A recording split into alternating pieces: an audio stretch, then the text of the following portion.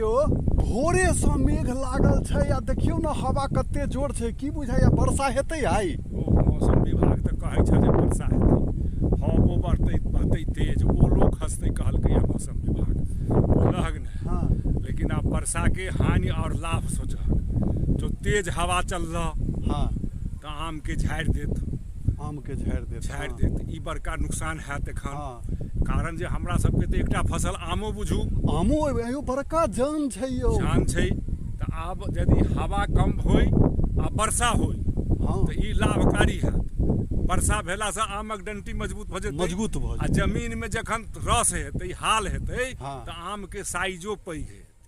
हाँ आ तकर बाद जे छै से फेर डंटी मजबूत भऽ जेतै तऽ हवा से आम कम खसतै एखन तू गाछी वृक्षी में देखबक टिकला के जे छै से पथार लागल छै हाँ भोरे को अबै छियै तऽ राति भरि में बुझियौ कि हजारक हजार के मात्र वएह कारणे छै डंटी में ताकत नहि छै हाँ वर्षा भेबे नहीं केलै वर्षा भेबे नहीं चारू तरफ बरस रहल छै सब जिला बरस रहल छै अपन सबके ई जे दरभंगा जिला से तऽ बुझू कि कहाँ एक या दू दिन हल्का हल्का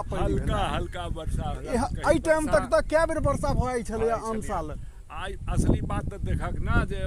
सरस्वती पूजा के इर्द गिर्द में जे वर्षा होइ छलै से कोई बूंदो नहि खसलै हाँ बड़का बात छै ठीक छै कि नहि तऽ ई मौसम में परिवर्तन हाँ ठीक छै कि नहि बाढ़ि एबे नहि करै छै पानि के कते गहिरा तहिरा छै कतौ एक बूंद पानि नहीं है कतौ नहीं छै बाध में पानि नहीं तऽ ई वर्षा के तऽ बहुत जरूरी छै जो भऽ जाए तऽ अति उत्तम आ